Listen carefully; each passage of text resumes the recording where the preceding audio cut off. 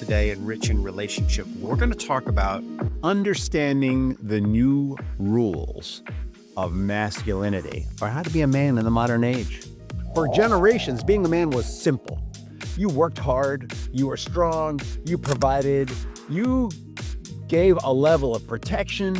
But in today's world, physical strength and traditional roles, they're just not enough. The formula here is you got to take care of yourself first. In order to serve your family, you got to make sure that you are 100%, that you have a sense of purpose.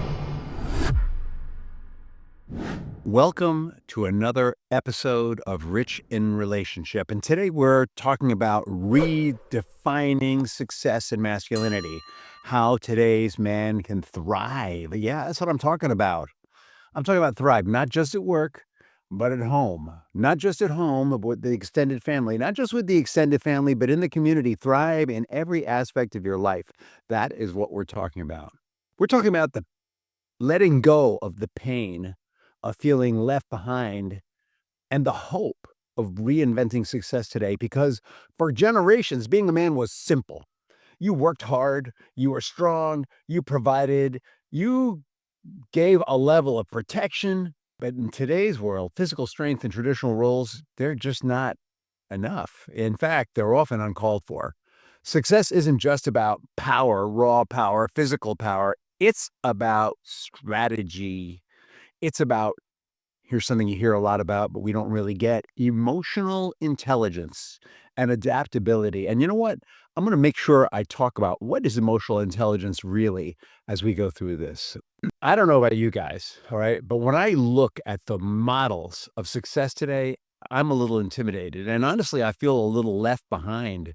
Like I missed it when I hear the stories of these guys. I'm talking about Bill Gates, Elon Musk, guys like Jeff Bezos. I like the stories of most of these guys are guys who they found their passion when they were teenagers, and they just kind of did their own thing, and they just sort of discovered themselves as they were just succeeding being themselves, right?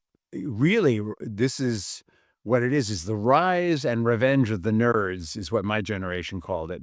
But really what it is, it's about guys who at an early age had a passion for something that hooked them, and they really pursued it. They felt there was a sense of purpose and fulfillment in it. And for those of us who maybe missed that boat when we were teenagers, maybe we got distracted by something else, we got to ask ourselves, how are we ever going to catch up? Well, we're not going to catch up, right? It's very unlikely that I am going to end up being Elon Musk at this stage in my life.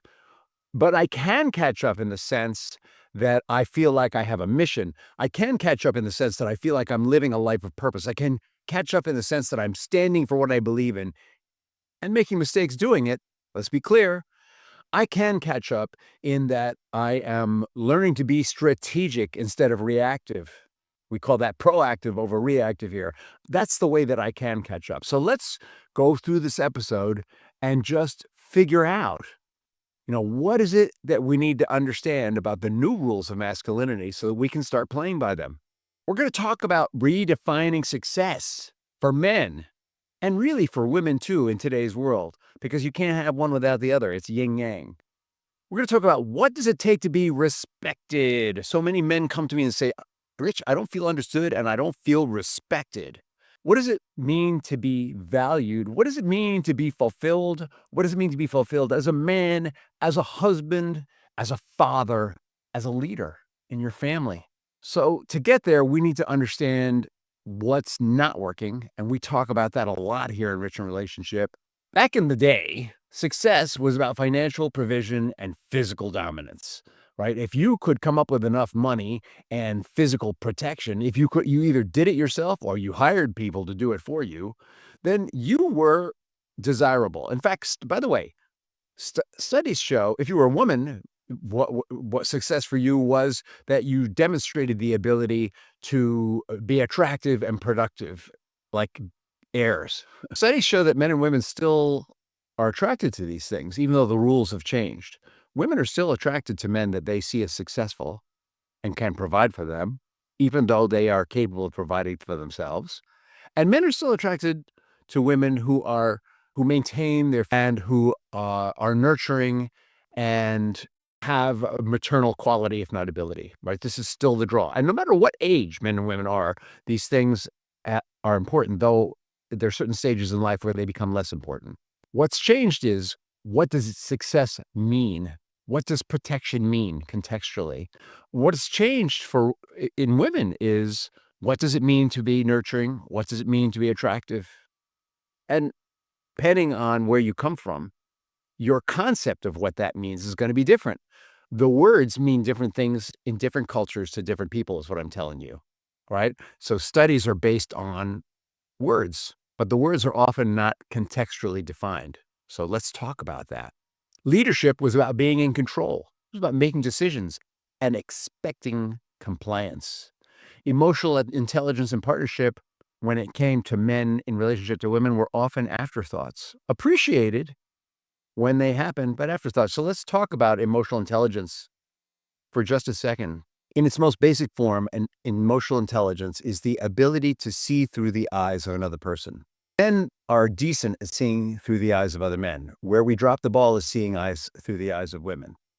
Women are very good at seeing through the eyes of men, but not always the person they're married to, let's be honest, right? There's some breakdowns there. But overall, women do understand men's thinking better than men understand women's thinking. And the reason for that is, for thousands of years, women have attempted to succeed, and often do, within a male constructed society, institutions that have institutionalized the male way of doing things and the male way of looking at life and the male way of thinking, which is, by the way, in case you hadn't noticed, distinctly different than the female way. That's what institutionalized sexism is, basically. It's a structure that is geared towards one sex's way of thinking. I'm not talking about misogyny necessarily, though that might be part of it also. All right, so women have had to function within those structures. We have yet to experience functioning within the structures of women. That may happen if you allow your household to run properly. So we talked about this before. Back in the day, it was a different game. Society has changed those rules. In previous episodes, we talked about the women's movement. We talked about industrialization and how women's equality, and women can produce a lot of the things that men can produce because we have technology to compensate for physical differences, except having children, though that may be happening. We don't know. But women basically gained independence. They stopped needing to choose men for financial survival. Provision became different for women once they achieved the ability to support themselves financially completely. Let me say that again. It's not that women aren't choosing men for their ability to provide. That's still what's going on. The definition of provision has changed.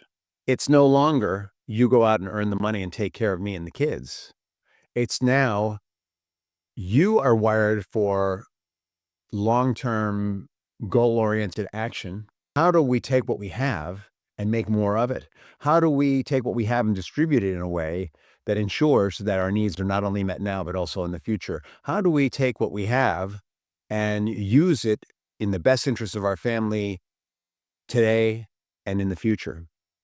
That's what provision has come to mean. And so you can be a man taking care of the children at home, and she can be the single wage earner, but you still have a responsibility in regards to provision. And where a lot of men miss their calling there is, they just, since it's her money, it's not mine, I shouldn't think about it. Well, that is a mistake. It's a mistake even I've made. I'm saving it. As I'm saying this, I am convicted. Technology leveled the playing field. Brawn no longer means success. And men who don't adapt feel left behind, lost, and disconnected. That's the deal. Let's go back to our examples. The really successful males in our society, what they all have in common is they pursued their individual passion first. Their individual passion, they didn't worry about getting the girl. Their individual passion evolved into financial success. As they became financially successful, they became more attractive, right? They're succeeding. They become more attractive. They find a woman who is a good fit, but obviously not a woman who wants a dominant, aggressive male. This is a woman who's looking for provision and recognizes that being dominant and aggressive isn't necessarily the quality they want. As they have this relationship with a woman, many of these guys, by the way, all these guys are now working out. They have personal trainers. They've got money. They've got personal trainers. They take the time to take care of themselves physically. So they've developed their bodies. Often they're proud of it. I read an article about, I don't know, was it two billionaire intellectual billionaires who created their own empires, who were talking about settling a fight through fighting physically, even though that's not how they ever succeeded in life. They didn't do it. But it's interesting that as guys, we still go to that place. So the formula here is you got to take care of yourself first. In order to serve your family, you got to make sure that you are 100%, that you have a sense of purpose, that you are taking care of your mind, body, and spirit. A lot of these guys were not taking care of their bodies at that time, but they were at an age where their bodies were very generative. But when they got older and they crossed that 30 line, they realized that they didn't have that youthful growth energy anymore. And now they were in a different stage of life. They started taking care of their bodies, right? They take care of their minds, bodies, and spirits. Everybody does that in their own way. Men, wherever you are in life, that's what you want to develop those habits as soon as possible. But you also want to have a sense of what your innate strengths are and interests are and abilities. You want to make sure that you're pursuing that. And that if you already have a family in your life, you have to balance that sense of personal fulfillment with how am I going to feel fulfilled in the relationship, right? First, we take care of ourselves and then we feed the relationship because our partner is where the synergy is created. And then our family and work often comes last. So, common reaction to this situation where there's confusion and fear, right? Like, I don't know how to be a man, is that men double down on outdated models. They become more dominant or they withdraw completely. They're passive. In the next episode, we're going to talk about 6 strategies or behaviors or personas that men adopt that come out of this fear and confusion. So stay tuned for that. And they're 6 personas that we've probably all worn. It's just the one that's most comfortable for us. But those things don't really work. They're short-term strategies to a long-term problem. So where does that leave us? What we need to be considering, we're taking care of ourselves. We've got this partner. What does she actually want? All right. We thought what she wanted was the old definition of masculinity. How can we be more like these successful guys? Well, the truth is, women don't want to be dominated, but there's times, all of us as human beings, there's times when we don't want to be in charge. They want us to take the lead, not in everything. If a child is having a problem where they feel hurt or diminished in their peer group, that might be an area for your wife because she may understand that better.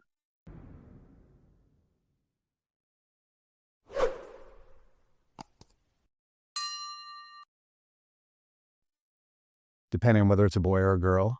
If a child's being bullied, that might be a situation for you. Might be. It's about how we have the strengths. How can we take the strengths that we have and communicate them to the child?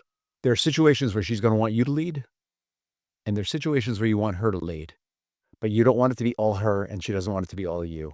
A strong man today is not just a provider, but also a communicator. Communication is universal in men and women. And we need to work on how to communicate with our wives. They're from Venus, we're from Mars. We need to learn how to speak Venusian. They already have a sense of what Martian means, but still not enough that we feel understood. They fall back on trying to make us feel heard, but not necessarily understood. And the difference in that is they might reflect back what we're saying, but they might not understand the why of what we're saying. And for guys, for us, the why is really important. For women, they want to make sure they understand the what first, and they'll get to the why later. All right. We focus on the why and moving the train forward. They want to get the what laid down in all the different areas of life before they apply the why. And they have a tendency to get lost in the what, and we have a tendency to get lost in the why. And that's why we need them and they need us. A strong man today is not just a provider or a communicator, but also a decision maker. And most important, all right, this is primal in the marriage, a builder of safety and trust. If your wife does not feel safe, if you are expressing your anger and frustration loudly, she will not feel safe. She will not feel trust. Because the truth is, even though the game has changed, men and women are equal. Women can learn to defend themselves. They can learn to shoot. They can learn to kill. Da da da da da. They always could.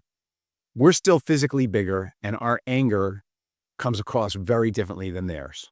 They experience our anger very differently than we experience theirs. We feel safer in their anger. Not that we feel safe, but we feel safer in their anger. We're less concerned that they might kill us than they are with us, because physically, we could take physical abuse better than they can. Our bodies are built for it, from like being hit. They could take abuse from the inside, being kicked by that little dumpling. But and because we're physically stronger for the most part, if we hit them, they're going to feel it a lot more than if they hit us. And by the way, I'm not saying you should test that. I'm saying the reason why, unconsciously, when we get angry, it's scarier for them than it is for us, is that. And there are exceptions to that. I've said this before, if you were raised by a very raging mother who was ragingly angry with you as a child, you may have a very fearful reaction to women. You may not want to associate with them. So there are definitely always exceptions. I'm talking in broad strokes here. So let's talk about the new alpha, about being strategic, emotionally intelligent, and confident. All right. You don't need to be Jeff Bezos. You don't need to be Bill Gates. You don't need to be Elon Musk. You don't need to be any of these guys. All right. You need to be yourself. But you can develop their winning qualities, right? They have confidence in decision making. The reason why they have confidence in decision making is they're clear about where they're going and what's best for their family. Where these kinds of characters might make mistakes is they might not always take into account the interests of their partner, and that's why sometimes their marriages collapse. All right, they might become, in their work environment, they're so used to being the authority that they want that in their marriage sometimes. So for us, it's about having that confidence that, and that confidence comes from, by the way, for us in our lives, since we're not billionaire businessmen, most of us, though one or two of you listening might be, I hope so. For us, the confidence comes in acting on the shared vision that we've developed with our wives and our principles about how we live. And so when we need to make a decision in confidence about something, we tap our values and principles. We look at the shared strategy we've created, and we act from that confidence. And there may be times when your confidence is out of alignment with hers. I'm actually going to share a story with you here, which I don't do often. As you can imagine, being a coach, helping people with their marriages is very seasonal in nature. So there are times when it's prosperous and there are times when it's not. It's inconsistent. And I made a decision that I was going to earn money through another means to level out that consistency. And I talked to my partner about it, and I laid it out. And I said, "Listen, what this means, I'm going to start up another business. While this coaching business continues to thrive and grow and develop, I'm not going to throw away coaching, but I'm going to start up this other business so that I can provide.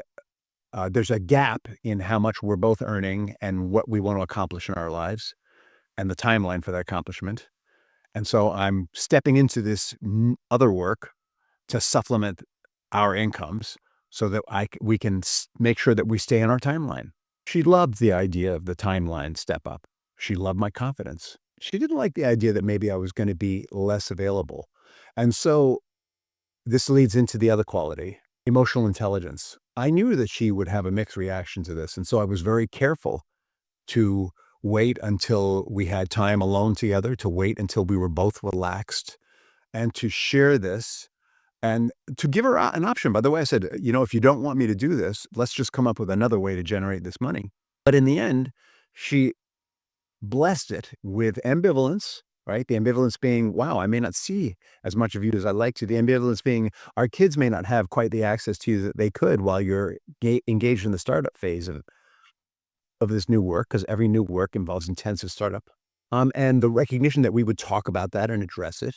And the recognition that should other problems come up, we would continue to talk about it. And so I created a space and I allowed her to express the possibility that I shouldn't do this. And in the end, she said, you should do this because I get it. You really want to keep us on this timeline. You really feel the need to move this forward. And I can see that it has value for us. So even though I can see there's hardship, I'm with you. She saw it through my eyes. I saw it through her eyes. I didn't tell her I'm doing this. And if you don't like it, lump it. I told her I'm doing this. And if you can see a better way to do this, I'm open. In fact, if you give me a way to not do this, I won't do it because the important thing wasn't the doing, it's where we're going and how we go there together. How do we feel going there together? Emotional intelligence. I needed to know how she felt. I needed to hear if she had other suggestions. I needed to give her power to say no, even though I was 99% sure this is where we were going. And that's big picture thinking, right? That's the next step. Confidence, emotional intelligence, big picture thinking is calling out. This is what we said we want. And right now, it doesn't look like we're moving towards it. So what are some ways, big picture, how can we move towards this? How can we, not get stuck in the small power struggles, but really look at how can we make this work for our family? And it was about being physically present. In that moment, I was 100% in the room. I wasn't thinking about other things. It's emotionally present, not in my body, not just physically present. I was in my body, completely there. And then the last piece is resilience and adaptability. Resilience and adaptability is being open to the possibility that there might be disagreement, being open to the possibility that she might get really upset, being open to the possibility that it might end badly, right? And being resilient enough to know that I could pick up that conversation again in the future because this thing that we've agreed on, this future we're creating together is really important to both of us, and we both know that. And so if one of us gets triggered or gets off track or goes off rails, as long as I'm resilient and adaptable, right, I can set it aside and come back to it when we both reset. So confidence, emotional intelligence, big picture thinking, being present in the moment, being present in your body, taking care of your body, having energy, energetic body. If your body's sick, it's hard to be present in the moment, being resilient and adaptable. And this is attainable for all men, these qualities. They're not skills, they're not innate traits. They can be learned and developed, but these traits are going to help the emergence of your innate traits and your innate abilities. You don't have to lose yourself in your wife's expectations. You can learn how to lead with strength and balance. So, step one, get clear about what kind of man you want to be.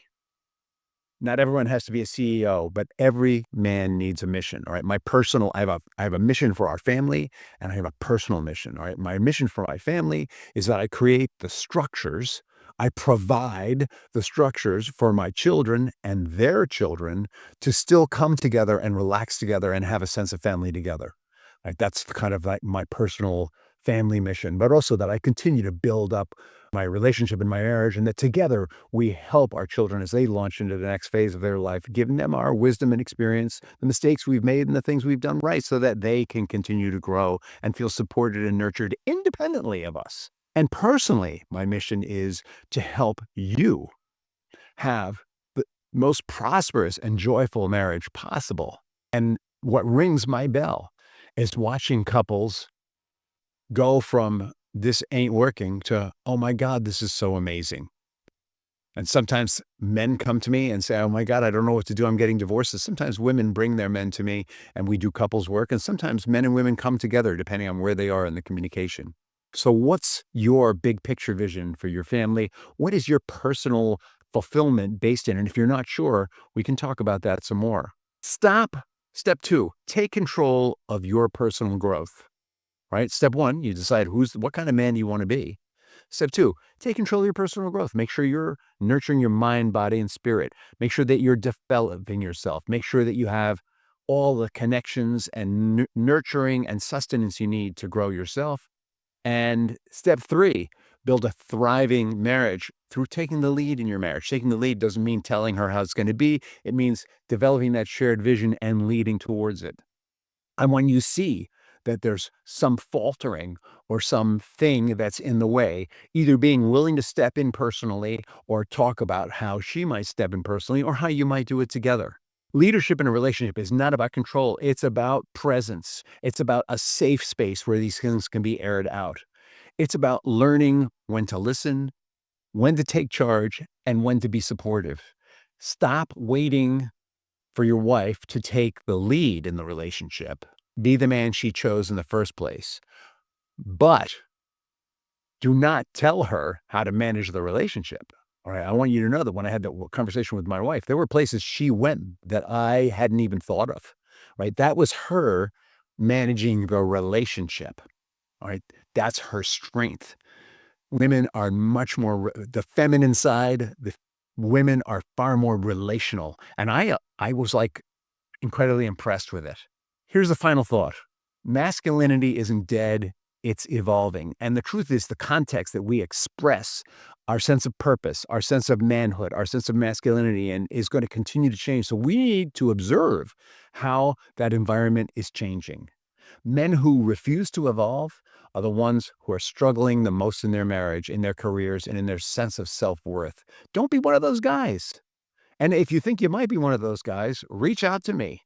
It's what I'm here for. You ring my bell when I get to help you do that. Find that success. Find that balance between sense of purpose and relationship and family and world. Masculinity today is not about brute force. It's about being intelligent and strategic, emotionally and intellectually. It's about confidence. It's about bracing your mission, not just surviving. It's about thriving. Hey, if you want more tools for your marriage, you want to learn more, share this podcast with your friends, like it, subscribe to it. We love to hear from you. Reach out to us. And in the meantime, have an excellent day and an awesome tomorrow.